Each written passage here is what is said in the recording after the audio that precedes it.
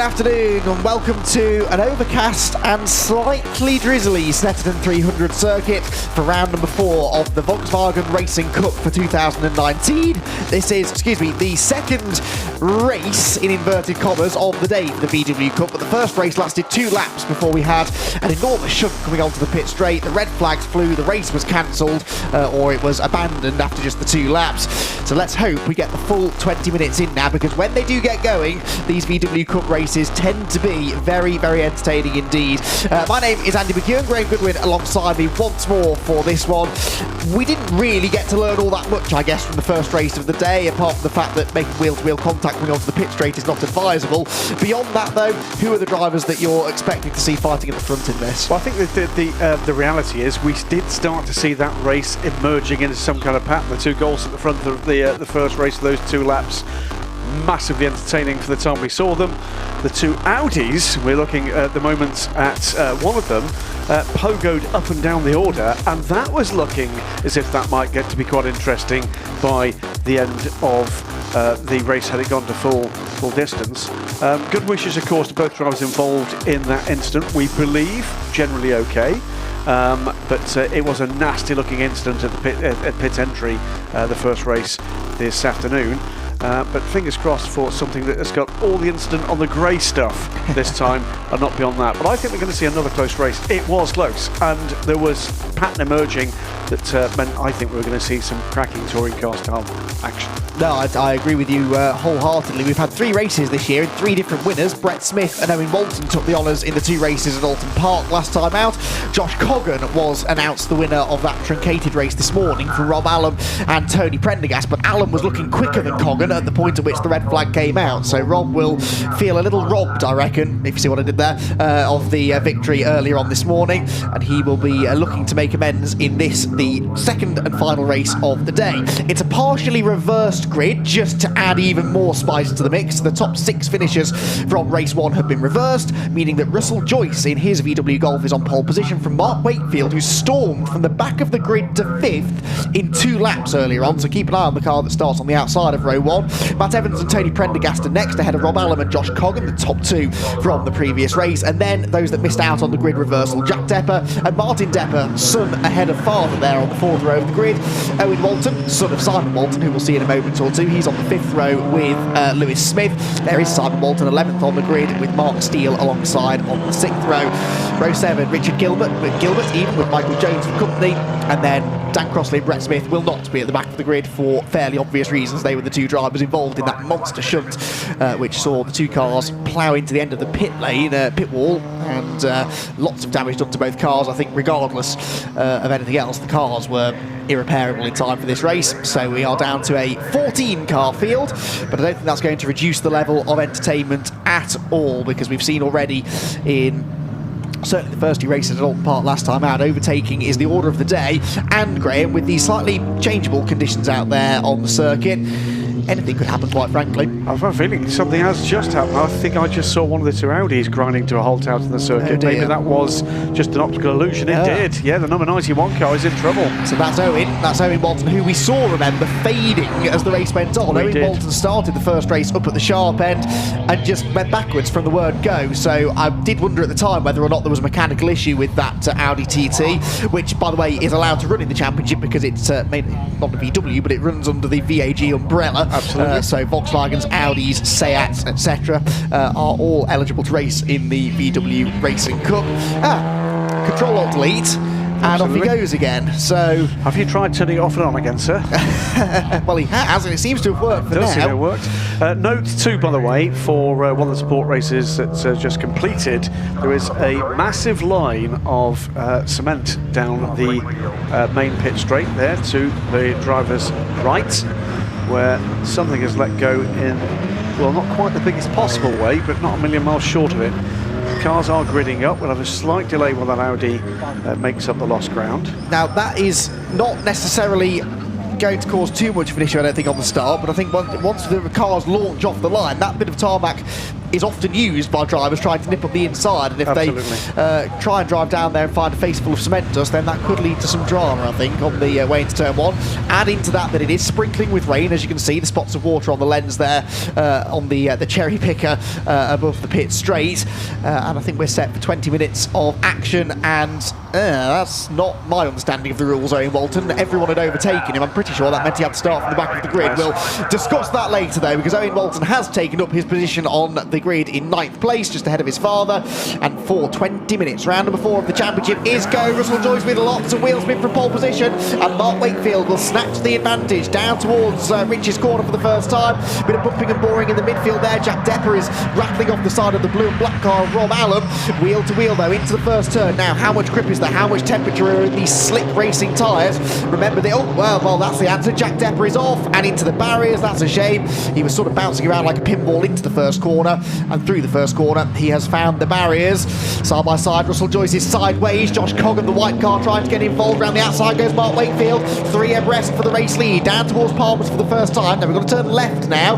This should have suited Mark Wakefield, but Josh Coggan, round the outside of everybody, has got into the race lead. So Josh Coggan started 6th, the race 1 winner, remember, and he's already out in front. Graham, that was a magnificent start. Absolutely fantastic stuff. Saw one of the cars from row 3 looking to get through the middle, running threading the eye of the lead needle through the second row cars. Didn't make it, had to back out of that, but that did give Josh the opportunity to take his favoured line.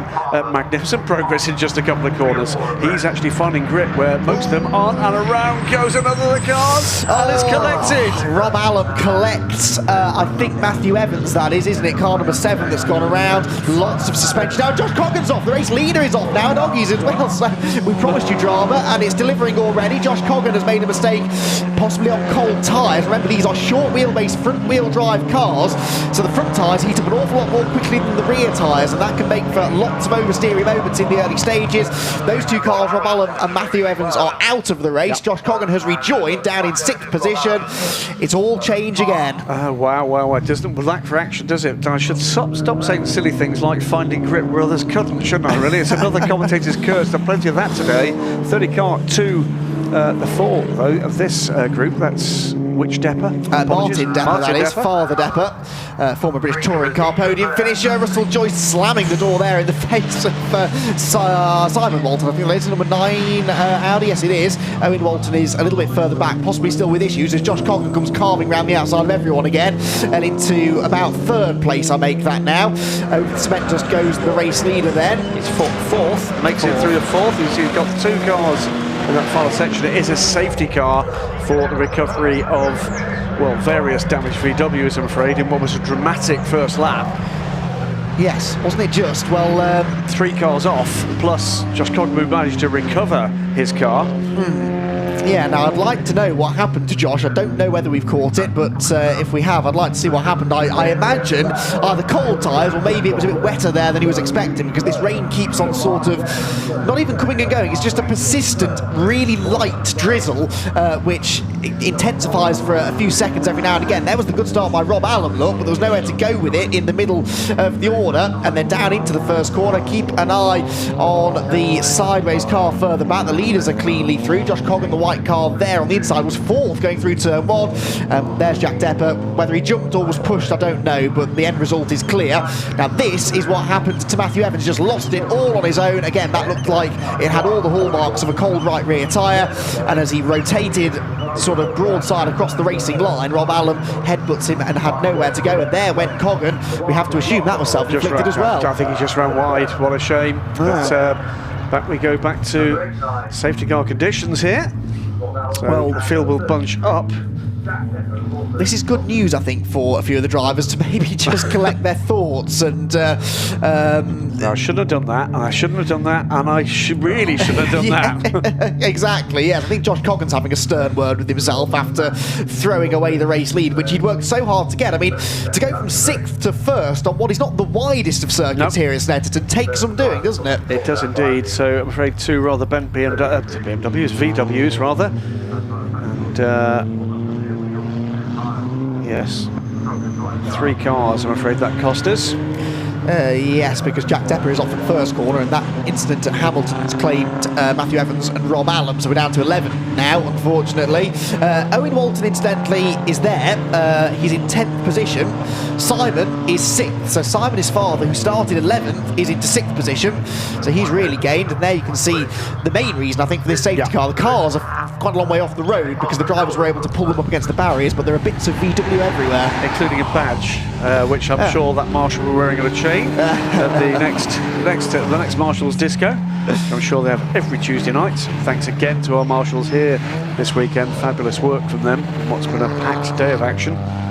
Yes, they've been kept busy, haven't they? And they always do a splendid job. Remember that the Orange Army, the British Marshals, do not get paid. They are volunteer marshals. They do this simply for the love of the sport, and really you can't commend that enough, can you? Without them we couldn't enjoy our motor racing the way that we do, and if it weren't for the volunteer marshals who do an impeccable job always, and it's a much harder job than you might imagine without the fact that you have to stand out there in all weathers with your fireproof overalls on, but you have to be ever vigilant. If you're a flag marshal, you have to have your finger on the pulse of what's going on in the race. If you're an incident marshal, you have to be able to deal with all variety of incidents as swiftly and efficiently, but crucially as safely as you possibly can.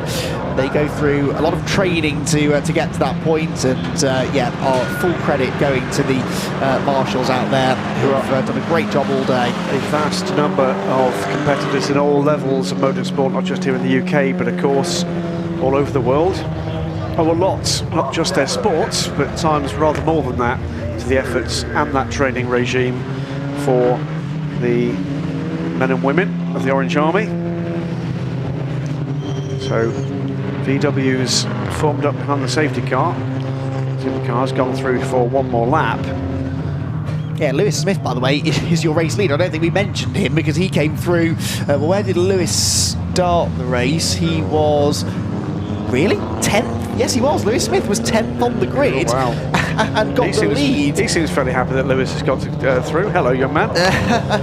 Yes, the Lewis Smith fan club will be growing in numbers, I think, then after that performance. That's we were waxing lyrical about Josh Coggan's start from 6th to 1st, but quite frankly, Lewis Smith showing them all how it's done. Well, another one we could probably do with a rerun of that first lap in entirety. How did he do that? That is remarkable, isn't it? It's he must have just. It's like when you play on a PlayStation and you set the difficulty to easy, I think, and all the gaps just open up for you, and through he went. So, well, Lewis Smith, your leader. Martin Depper is 2nd. Mark Wakefield is 3rd. 4th, Josh Coggan, and 5th for Russell Joyce from pole position. So the usual amount of shuffling of the order. I suppose the reversed grid does give you a good opportunity to do that. And yes, umbrellas now. Well, that looks like it's the heaviest rain we've seen, I would say, all day so far. Proper rain now. I'm just looking. Yes, if you look up on the we're looking up on the spectator banks out of the windows we do have here, and there are signs of umbrellas being raised. Yes, now significantly, these cars all run on slick tyres, don't they? So If we were racing, if we were at full racing speed, and if we had been since the start, it might not be such an issue because the tyres would have built up some pressure, some temperature. But because they're running around behind the pace car now, they're losing all of that temperature and pressure, and it's starting to get wetter. So this restart is going to be a bit of a leap into the unknown, isn't it? Well, fingers crossed as the wipers come into play. Are we going to get this race back? Just looking there, the safety car coming through looked to me like the lights were off.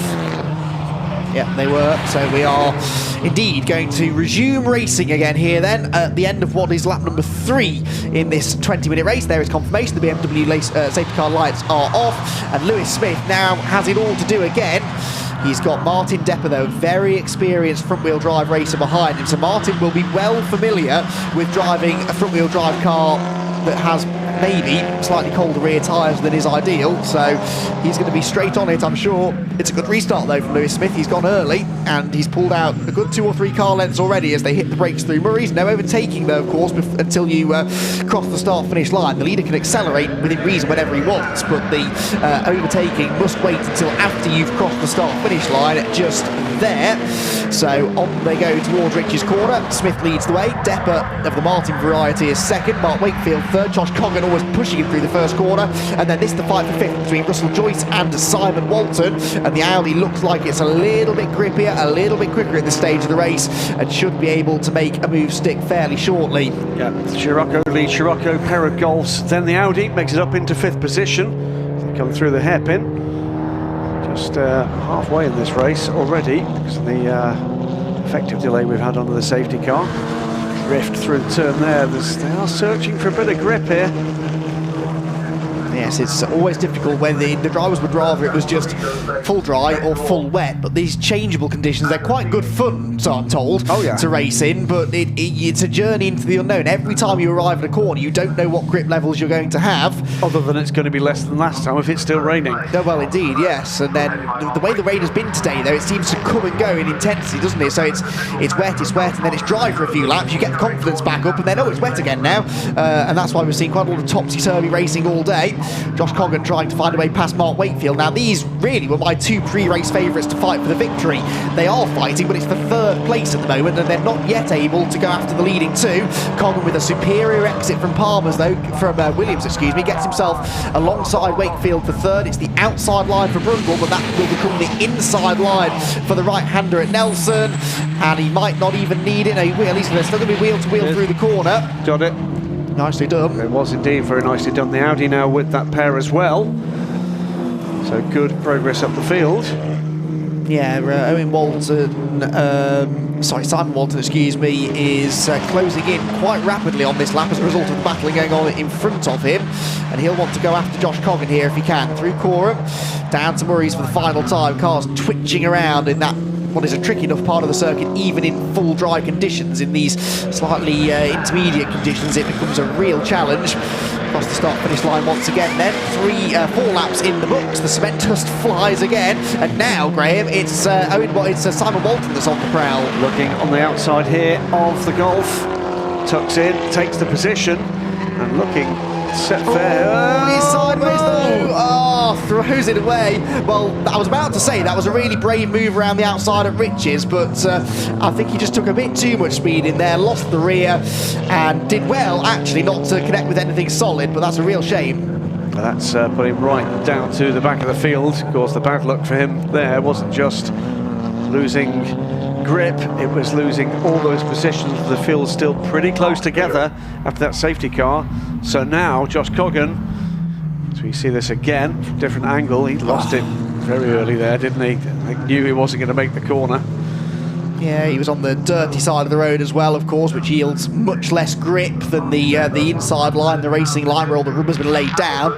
On the outside line, that's where the discarded rubber gets thrown, and driving on those marbles doesn't yield much grip. Change for the lead here in the offing, maybe. Martin Depper up the inside here of Lewis Smith through Williams' corner, and Lewis is a bit sideways again, and this is definitely Depper's opportunity. Wheel to wheel then, the two predominantly grey Scirocco's race their way down the Penley Straight. Now let's keep it clean, boys. There's no need for contact at this part of the circuit, but they are inches apart now as Lewis Smith tries to keep the door closed, but Martin Depper has got his foot in the door, can't go around the outside though. Can Lewis stop the car? Look at that, on the lock stops, just about gets it into the corner. That was some impressive braking capabilities there from Lewis Smith, because you're braking and turning, and it's bumpy at that part of the circuit as well. All round a remarkable job to keep Depper at bay. Yeah, full respect to both these men, and what is that doing to the gap to third? As the lead car waves the rear wheel in the air under load. Oh, it's gone wide. Stops the car though, and that's the thing, you see, if you can have a twitch going into the corner, but as long as you don't run too wide of the apex, you're not going to open the door for the car behind. Martin Depper's switched his headlights on now, which is universal racing driver code for please pull quicker over than you. Yeah. Get out of my way. I somehow don't think Lewis Smith is going to listen to that though. Yeah, the answer, by the way, to Josh Coggan is he is catching, but only by 0.2 of a second. The fastest lap of the race for Josh last time around. So it's 2.5 seconds is the gap between the three. 0.4 of a second less, in fact nothing, in fact the other way, for the two Scirocco's as they come out of the game though. And just to tough it out. Oh, it's dived up the inside. No, Depper still can't get through, but you can see that Lewis Smith is on the ropes here, isn't he, really? Absolutely. He's sliding around everywhere, he's missing apexes, he's locking up. It's only a matter of time. He's taking risks too, which could be the bigger issue here. But solid stoic defence. And in fairness to Martin Depper, he's been patient so far, hasn't he? But the closer that Josh Coggan gets to them, the less patience Martin will have, the less patience he can afford to have, because when the pressure comes from behind, that will really spur him on. Again, Lewis Smith is late enough on the brakes, and Oggy's on his Depper that's sideways this time. I thought for a moment that we would have a repeat of last lap where he ducked up the inside into Williams, but he was a bit over-eager with his curb usage there. These cars are lively at the rear end. They're set up very stiffly at the rear to try and counter any understeer, which is always an issue here at Snetterton with these long, constant radius corners, but that can make the cars quite oversteery under braking and quite lively over the curbs. Has he done it this time? No, still no way through there for him. Just trying to keep an eye as well on what's happening in the gap behind. I think it is still coming down, but it's tenths and nothing more than that. Josh Coggan is not at the moment making a serious impact on this lead. Well, actually, this time. Oh, yeah, through Coram, and this time I reckon he might have done it because there's no grip on the outside line for Lewis Smith to hang on, surely, or is there? He's doing his best, and if he stays there, he'll have the inside line for the final corner. He does have the inside line for the final corner. Out on the grass goes Martin Depper, finds traction from somewhere, though, and manages to go through. But also, with that solid attack and defence, here comes Josh Coggan. It was 3 seconds across the line, first to third. Last time around, it's 1.8 this time. And can Martin Depper pull away? Ooh! Oof. This time it's, well, you did it to me last time, Sunshine. I can do it right back. Well, Lewis Smith will feel that he has to snap right back here, won't he? Because Depper, in theory, ought to be the quicker of the two based on qualified pace and previous form, so he won't want to let Depper escape, but there was I got a sense from the way that Martin was approaching that battle, he wasn't rushing into it, he wasn't just taking the first opportunity that presented itself, he bided his time, and that told me that Martin knew once he got through, he should have the pace to pull away. I think you're absolutely right. Here comes Josh Coggan though, he was 1.5 seconds back from Luke Smith as they crossed the line last time. He's taken 6/10 out of the second place man in the first sector here. We've got just 3.5 minutes left of the race. Josh Coggan looks to be potentially on the move here. Yeah, 208.9, let's call that. 209, sorry, .899 it was. So 209.9 was his fastest lap that he set last time around. Compare that to Simon Walton's fastest lap from race 1, though. That was a 207.9, so they're 2 seconds off the pace from this morning. Going to show that the track is not quite in the same sort of state that it was in the opening race. Lead gap, though, going out now as well. In the first sector, Martin Depper half a second quicker than Lewis Smith, who in turn was about 6/10 or so slower than Josh Coggan behind. So first to second is going up, but second to third is coming down, and Coggan is still running slightly quicker than the race leaders. So he, not in the middle sector, but in the first sector on this lap he was. Dicks a wheel into the grass there as he comes out of the complex through the bomb hole he goes, and yeah, Josh Coggan definitely closing in. I don't know whether he can do anything about Martin Depper, but second place with a win from this morning's first race would be a really nice points haul this for Josh, wouldn't it? It would indeed. Fourth place, by the way, and making good progress. So in Walton, just moved, in fact, taken 2 places on that last lap, came up from 6th to 4th on that last lap. So in Walton, the 91 Audi, a face full of cement dust, he says here. 208.9, plays 209.4, plays 208.7. It's 0.8 of a second first to second, 0.8 of a second, second to third. And another new fastest lap for Coggan. In fact, Martin Depper set the fastest lap and was then beaten by 2/10 by Coggan in third. And in fact, they come through the hairpin. The gap between first and second Constantine will be back together again as well.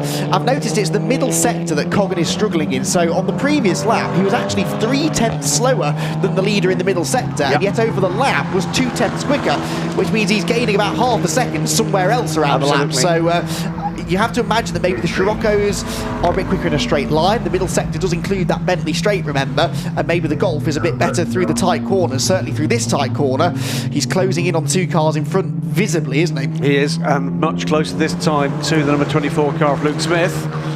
We are on the penultimate lap here. Yes, we are, and so opportunities running out, but Coggan, if he can get past Lewis Smith quickly here, might still have a chance of going after Martin Depp, because Martin, to my surprise, is not really racing away from them all that rapidly. Coggan is now in striking range. Now we might get a look at what the straight line comparison is between these two cars. Lewis is a bit scrappy off the corner. That'll help the chasing car in the shape of Josh Coggan. He's got the slipstream as well, and that might help negate some of this straight line speed disadvantage that he seems to be suffering from. Down into the braking zone he goes. He was 3/10 quicker than the car in front in the first sector. He goes off. Josh Coggins, for the second time, throws it off the road. Now, he's not going to lose a huge amount of time from that, but he'll have dirt all over the tyres, and that... But where is Owen Walton? That's the point here. How close is Walton to this? He was about 5 seconds back at the start of the lap, so yeah, he's about 3 seconds back now probably, but Josh Coggan's going to watch this race back later on this afternoon or this evening, isn't he, and think, I should have won this. Coulda, shoulda, woulda. Yeah, so he had the lead, remember, off the initial start of the race, threw it off at Oggies on cold tyres. No excuses there, though. That wasn't cold tyres, that was just exuberance under braking. The checkered flag, I thought being ready there for a moment. It was one more. I think Martin Depp was hoping to see the day. Maybe thought, if I do a celebratory swerve to the pit wall, they'll just show me the checkered flag a lap early. Joey Martin, that is exactly the kind of thing he'd be thinking. Josh Coggan's not given this up. Lost a couple of seconds with that off-track excursion, but he's rapidly catching Luke Smith again. Yes, he is. That, the final sector, obviously, he lost quite a bit of time, but not as much as you might imagine, actually. So Lewis Smith in second position then is going to have to do some more defending, I think, but he will be pleased to have seen that mistake come out of Josh Coggan just now, because that tells him that Josh is not, driving flawlessly himself. So as long as Lewis doesn't make any mistakes, second place could well be his. So through the first sector, half a second taken out of what was just under a second at the line. It's rather less than that under braking. And now looking for a way by for what's, well, on pace at least, will be no better than second now. Josh Coggan runs wide again. Yes, and of course that is flirting with a disaster in more than one way. Running on the grass is obviously not the grippiest way to go, but also you're exceeding track limits, and if you keep doing that, you'll get time penalties added on, and this being a motorsport vision circuit, they're fairly hot on these track limits penalties. He's off again. Well, that's definitely exceeding track limits. He's not really... He's keeping his foot in it, though, in fairness, but I'm not convinced he gained anything out of that. I heard the screech of tyres. The rear end of that Golf looks a bit too lively for Josh's liking, doesn't it? Yeah, it does. So, leader then through the Brundle and Nelson complex, and Martin Depper, having set the fastest lap last time out, by the way, 2:08.1, was now only a couple of tenths away from the fastest lap from this morning's race. It's been a really smart and canny drive, this, for Martin Depper, who had spent the first few laps after the restart chasing the race leader Lewis Smith, prized the door open, forced the mistake, took the race lead away, and Martin Depper is going to become the fourth different winner of the season so far. He wins round number 4 of the VW Racing Cup. Nicely done that for Martin Depper. Lewis Smith in second place. Josh Coggan will come home in third. So Josh has had a first and a third today then, which, as I said, is a decent points haul for the VW Golf driver. Across the line there comes Tony Prendergast. He's 7th, having finished third in the opener earlier on today. Martin Depper's season has been a little bit up and down, though. Martin 4th and a 2nd last time out at Alton Park. And then the first race earlier on today was only an 8th position finish that it yielded for him. So Martin will be very, very happy indeed to have got a race victory here, and he's quite a character, is Martin Depper, and he enjoys his racing massively. Some fast times though coming in from drivers further down the order there on that final lap, Graham. That was Simon Walton, wasn't it, in a recovery drive with a 2:07.345, but that, I'm afraid, only good enough for 8th on that recovery drive, didn't quite make it. But no, that was great stuff from Martin Depper, neat and tidy in a race where lots of other people got it wrong. I don't think he put a foot wrong, did he? No, not that I saw, and it was a clean overtake that he made as well. No contact. I think that's that car's got not a scratch on it after the 2 races here today. Race and a half, I suppose, really. The first race being shortened after the red flag.